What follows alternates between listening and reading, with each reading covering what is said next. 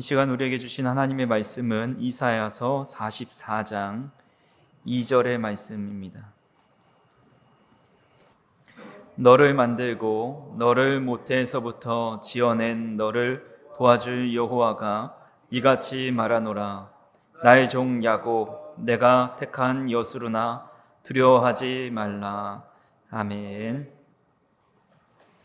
우리는 이제 42주 동안 이 목적이 이끄는 삶을 가지고 지난주에 첫 시작을 끊었습니다. 세상은 끊임없이 내가 내 삶의 주인이라고 이야기합니다. 그래서 우리는 이런 내 삶의 주인이 바로 나라는 그런 고정관념을 가지고 있어서 그런 세상의 진리 앞에서, 세상의 외침 앞에서 우리는 성경의 진리인 이것이 나에 관한 것이 아니다, 나의 인생은 하나님으로부터 시작되었고 하나님을 위해서 존재한다 라는 말씀을 확인했습니다. 그래서 우리가 지난주에 과제를 드렸던 게 거울을 보시면서 이렇게 말하기로 했었죠. 나는 우연이 아니다. 내 인생의 주인은 하나님이시다 라고 이야기하자고 했는데 잘 하셨나요? 네, 고개를 저으시네요. 저도 사실은 잘 못했습니다. 생각이 안 나더라고요. 빨리 거울 보고 나가야 되니까 이걸 말할 틈도 없이 이제 지나갔는데, 다만 이제 누워서 하루를 생각하면서 내 인생, 오늘 하루도 내 인생을 내가 주인 되어서 살려고 하진 않았는지를 한번 돌아보면서 잠들었던 기억이 납니다. 그래서 우리는 늘 우리가 우리의 인생의 주인으로 살려 했던 것들을 내려놓고 모든 일이 하나님으로부터 시작되었고 하나님을 위해 살아가게 해달라고 기도하며 살아가야 합니다. 그래서 이런 내가 내 삶의 주인이 되려는 삶의 주도권을 내려놓는 이 거룩한 씨름을 나머지 40주 동안 함께 이어나갈 수 있는 저 우리 성도님들이 되었으면 좋겠습니다. 오늘은 두 번째 시간으로 우리는 우연의 산물이 아니다 라는 주제를 가지고 함께 나눠보고자 합니다. 우리의 인생의 주인을 하나님으로 인정했다면 필연적으로 따라오는 질문이 있습니다. 그렇다면 하나님은 나를 어떻게 그리고 왜 만드셨는가 라는 질문입니다. 세상에 이런 말들이 참 많습니다. 송골매 씨가 불렀던 어쩌다 마주친 그대 모습에 내 마음을 빼앗겨 버렸네, 이런 가사가 있죠. 그래서 사람과의 만남에 대해서 우리가 어쩌다가 만난 존재라고 생각을 하기도 합니다. 어떤 사람들은 어쩌다 보니 태어나게 되었다, 운이 좋아서 혹은 운이 나빠서 태어났다고 생각을 합니다. 그래서 많은 사람들이 자신의 출생을 그저 생물학적인 우연이나 부모님의 실수 혹은 확률 게임의 결과라고 생각을 합니다. 그래서 우리 중에도 혹시 나는 원치 않는 가정에서 태어났다, 나는 별 볼 일 없는 흙수저다라고 스스로를 비하하는 분이 계실 수도 있습니다. 하지만 우리는 아마 없으신 것 같고 과거에 우리가 주님을 만나기 전에는 그런 마음을 가졌을 수도 있습니다. 이 18세기 신학자 윌리엄 페일리라는 분이 했던 유명한 비유입니다. 어떤 사람이 무인도를 걷고 있는데, 무인도의 해변을 걷고 있는데 모래사장을 걷다가 갑자기 발에 무언가 채워서 보니까 아주 정교하게 만들어진 황금 회중시계였습니다. 뚜껑을 열어보니까 그 속이 다 비치는 아주 멋있는 시계였는데 수십 개의 그런 톱니바퀴들이 맞물려서 정확하게 시간을 가리키고 있습니다.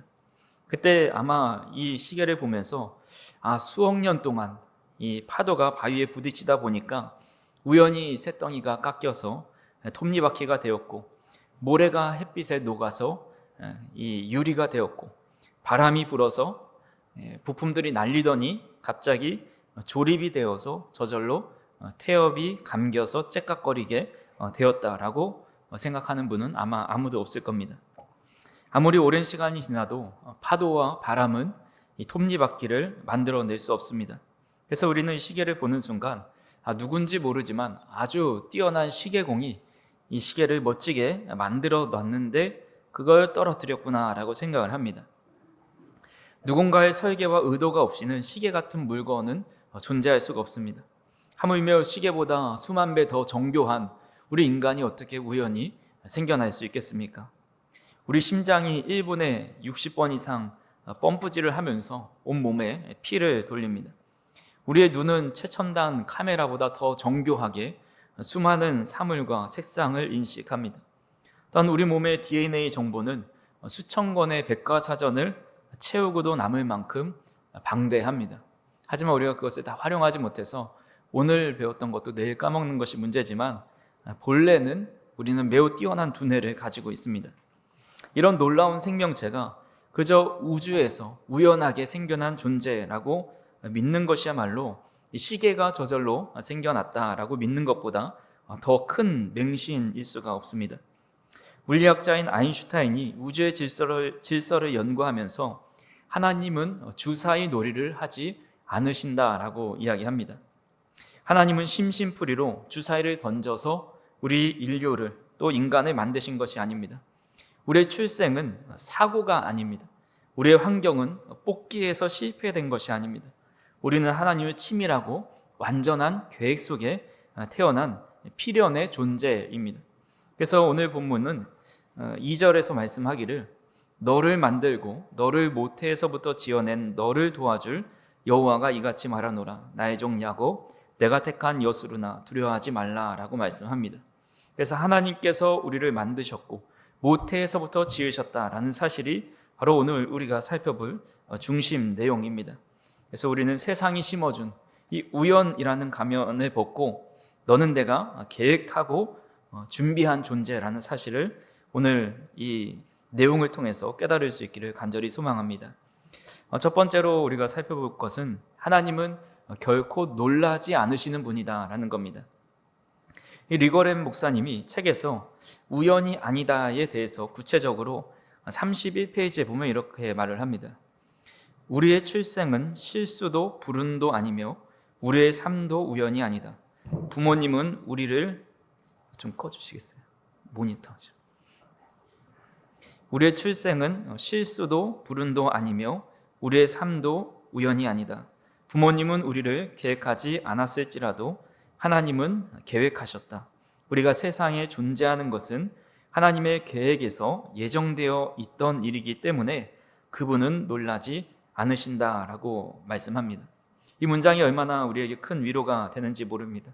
우리가 살아가면서 수많은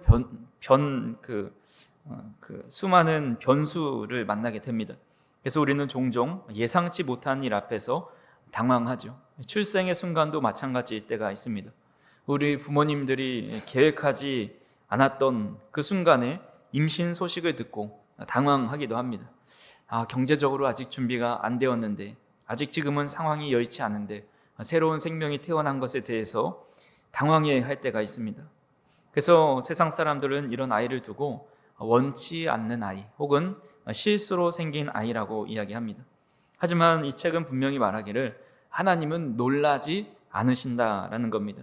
이것이 무슨 뜻이냐면 우리의 육신의 부모님은 우리의 잉태 소식에 놀랐을 수도 있습니다. 하지만 하나님에게는 이 우발적인 사건이라는 것이 존재하지 않는다라는 겁니다.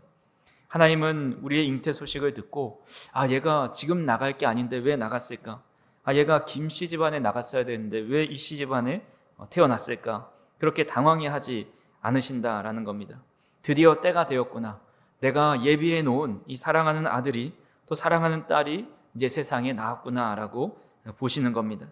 그래서 우리가 어머니의 태중에 조성되는 그 순간이 바로 하나님께서 태초부터 우리를 이 땅에 보내시기로 시작했던 때부터 시작해서 그 태중에 잉태한 날이 바로 하나님 앞에서 디데이였습니다. 그래서 하나님의 철저한 기대와 기다림 속에 저희 성도님들이 태어난 존재라는 사실입니다. 그래서 우리 옆에 사람하고 이렇게 한번 인사해 보겠습니다. 하나님이 당신을 엄청 기다리셨습니다. 이렇게 인사해 볼까요? 하나님이 당신을 엄청 기다리셨습니다. 우리는 하나님께서 기다리시다가 이 땅에 보내신 존재입니다. 그러면서 이 책에서 우리의 존재가 얼마나 구체적으로 설계되었는지를 설명합니다. 31에서 32페이지에 보면 하나님은 우리를 마음에 품으셨고 우리의 존재를 제일 먼저 생각하시기 시작했다. 하나님은 우리 몸의 모든 세부사항을 규정하셨다. 인종, 피부색, 머리카락, 그리고 다른 모든 특징을 의도적으로 선택하셨다. 하나님은 우리의 몸을 당신이 원하시는 대로 주문 제작하셨다라고 이야기합니다. 이 주문 제작한다라는 말이 공장에서 똑같은 틀로 찍어내는 기성품이 아니다라는 거죠.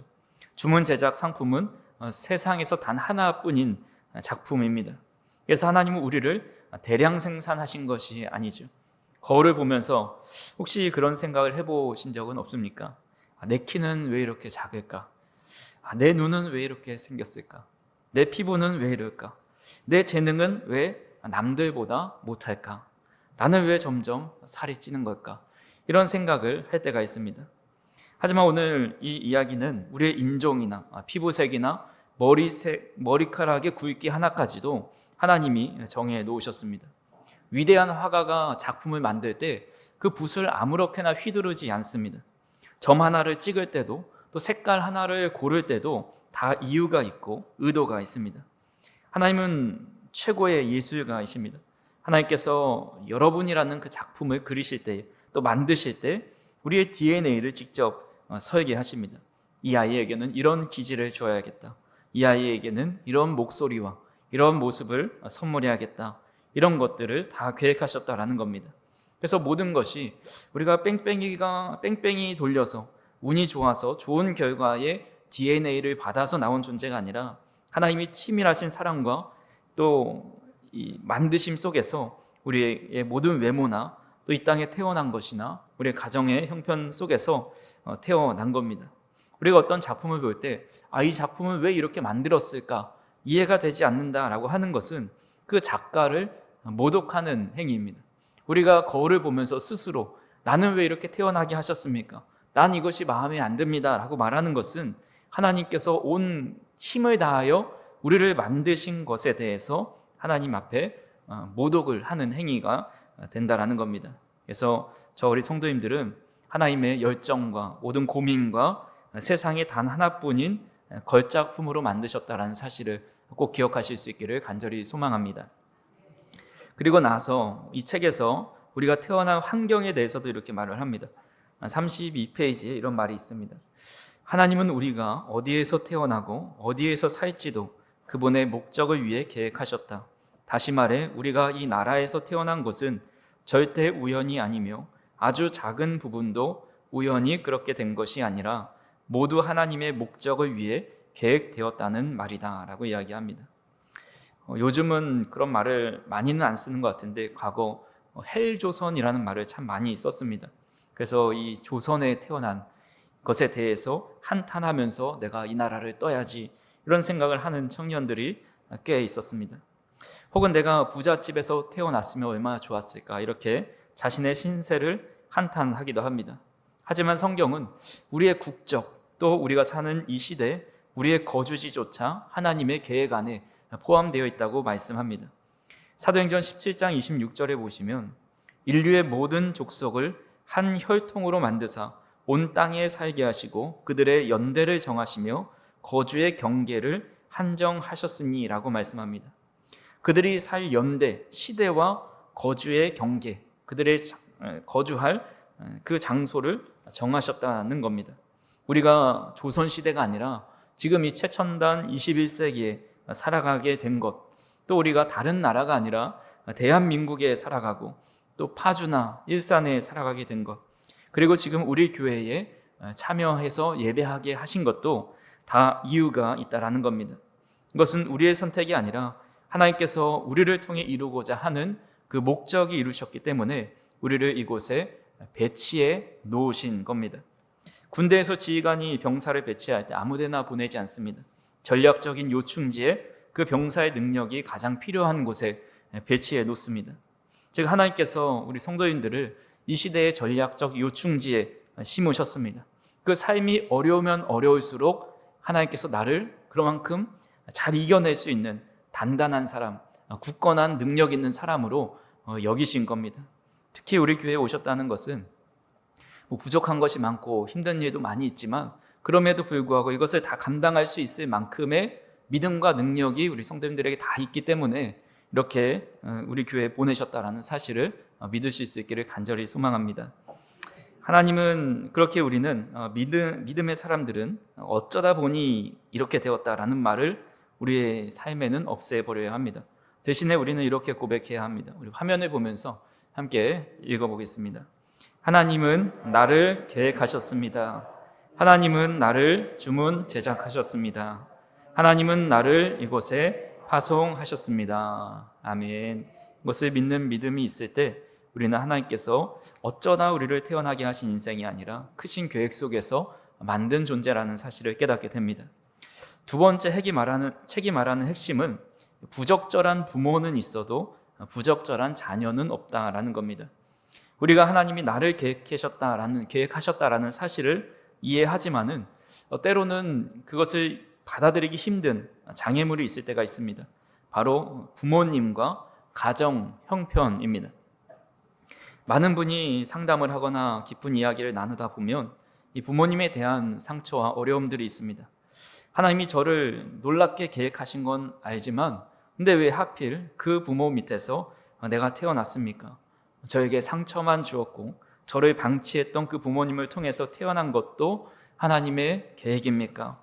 솔직히 저의 삶의 배경을 생각해 보면 저는 축복받은 존재라기보다 불행의 씨앗이라고 생각됩니다 라고 이야기하는 분들도 있습니다. 세상에는 원치 않는 임신, 또 준비되지 않은 부모, 심지어 죄악된 관계 속에서 태어난 생명이 반드시 분명히 존재합니다. 근데 이 릭 워렌 목사님의 책에 보면 그런 인생의 쓴뿌리를 뽑아낼 수 있는 이야기를 합니다. 32페이지에 이런 내용이 나옵니다. 같이 한번 읽어보겠습니다. 부적절한 부모는 있어도 부적절한 자녀는 없다.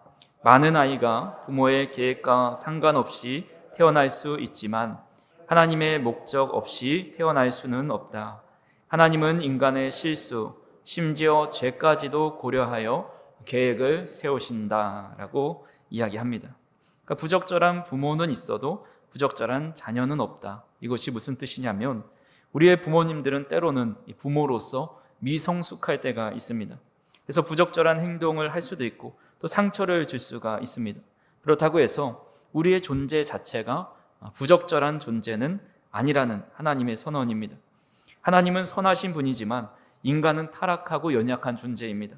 하나님은 이 타락한 세상 속에서 생명을 탄생시키기 위해서 때로는 인간의 실수나 죄악된 상황까지도 그분의 주권 아래 두시고 생명을 빚어내십니다.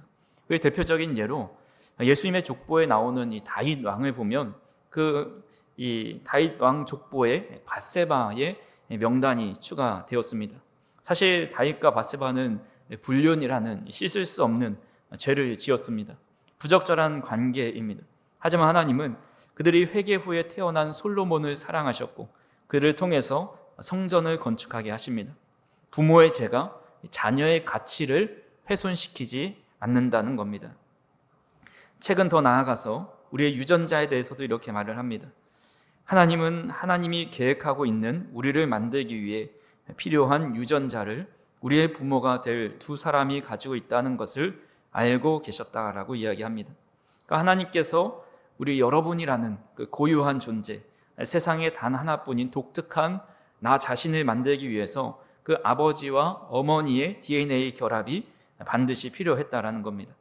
비록 부모님의 인격은 부족해도 생물학적인 도구로서 하나님이 그분들을 사용하셨다라는 거죠.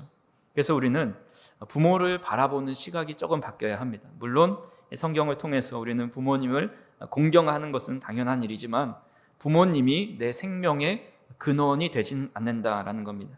내 생명의 근원은 오직 하나님 한 분뿐입니다. 부모님은 나를 이 땅에 보내시기 위해서 이 땅에 잠시 사용하신 통로입니다. 그래서 우리는 이 출생에 얽힌 모든 인간적인 아픔과 꼬리표를 떼어낼 수 있는 것 또한 우리의 근원이 사람의 연약함이 아니라 바로 하나님으로부터 나왔다라는 사실 때문에 우리는 더 이상 인간적인 출생의 아픔이 우리의 삶을 좌지우지하지 않을 수 있다는 겁니다. 그래서 하나님께서 이렇게까지도 우리를 하나님의 근원으로 인해서 우리를 태어나게 하셨는데 도대체 왜 이렇게 수고롭게 우리 인간을 만드시고 이 땅을 다스리게 하셨을까요? 그 동기가 무엇인지 33페이지에 이렇게 이야기합니다. 같이 한번 읽어보겠습니다. 하나님이 우리를 이렇게 계획하시고 만드신 동기는 바로 그분의 사랑이다. 하나님은 사랑의 마음을 가지셨다고 말하지 않는다. 그분이 바로 사랑이시다. 삼위일체의 교제에는 완전한 사랑이 있기 때문에 하나님은 우리를 창조하실 필요가 없었다. 그분은 외롭지 않으셨다. 하지만 하나님은 자신의 사랑을 표현하시려고 우리를 창조하셨다. 이것이 창조의 신비입니다. 하나님이 부족해서 인간을 만드신 것이 아닙니다. 외로워서 심심풀이로 만든 것도 아닙니다. 하나님 자체로 완전하신 분입니다. 하지만 사랑은 본성상 멈춰 있지 않고 흘러갑니다.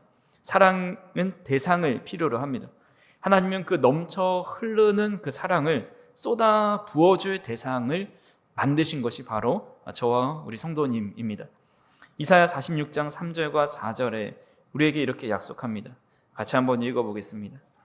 야곱의 집이여 이스라엘 집에 남은 모든 자여 내게 들을지어다.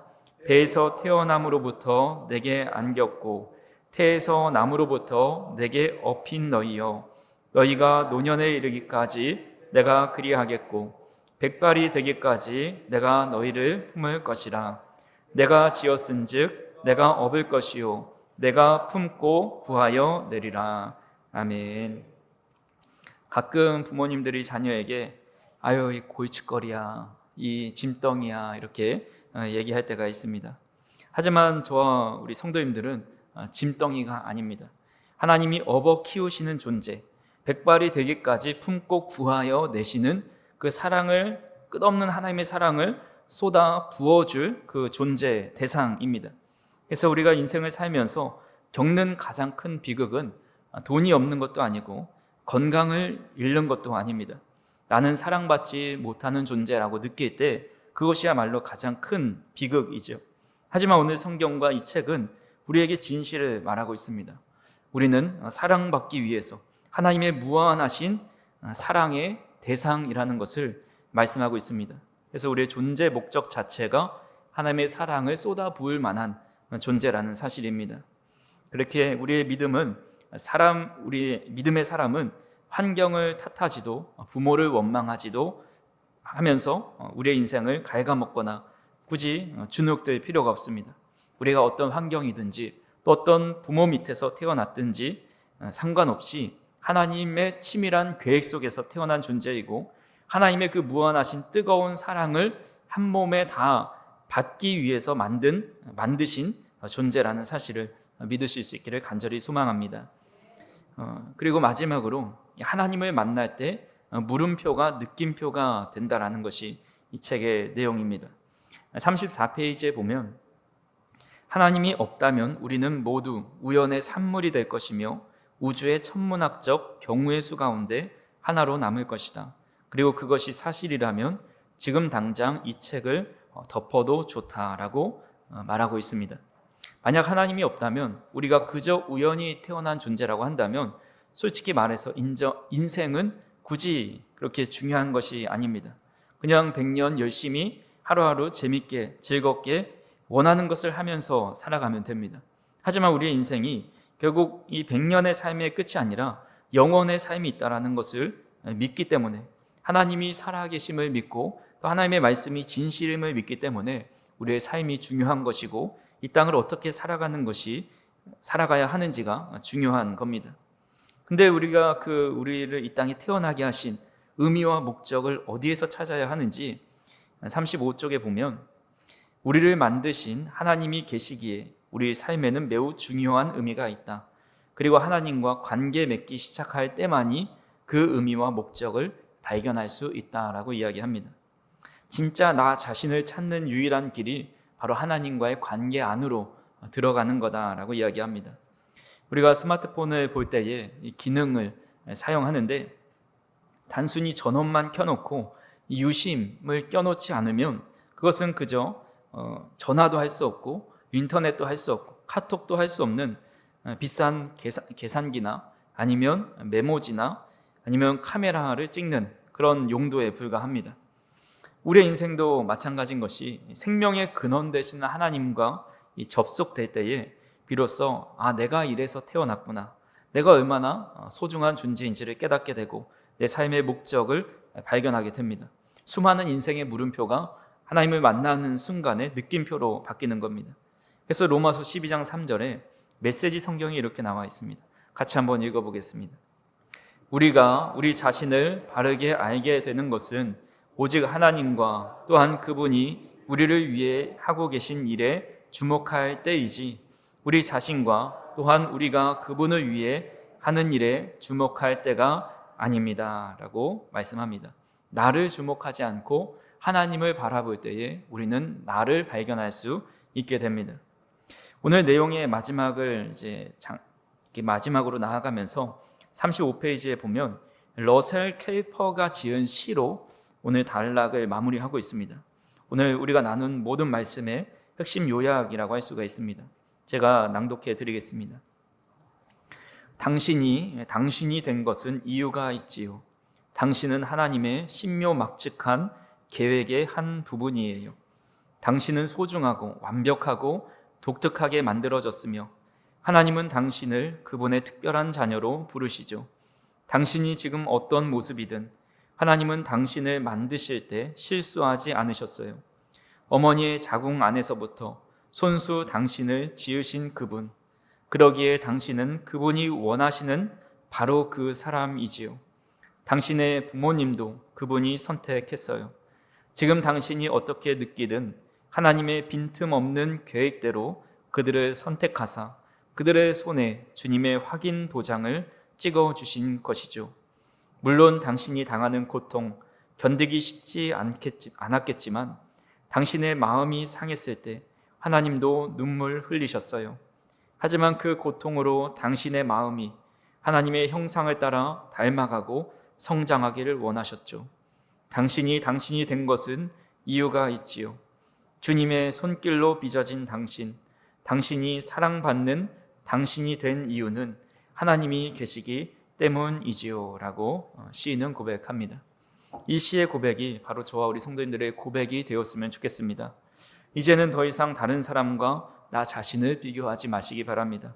왜 나는 저 사람처럼 재주가 없을까? 나는 왜 저 사람처럼 예쁘거나 멋지지 않을까? 그것은 하나님이 만드신 오리지널 작품인 스스로를 남이란 그 복제품과 비교하는 어리석은 일입니다. 하나님은 저와 우리 성도님들을 만드시고 그 작품에 친히 사인을 남기셨습니다. 이것은 내 것이다. 내가 만들었으니 참 보기에 좋다. 하나님은 모조품을 만들지 않으시고 오직 걸작품만 만드십니다. 그 걸작품이 바로 여러분들입니다. 우리 옆에 계신 분하고 함께 이렇게 이야기해 보겠습니다. 너무나도 멋진 걸작품이십니다. 이렇게 인사해 보겠습니다. 너무나도 멋진 걸작품이십니다. 네.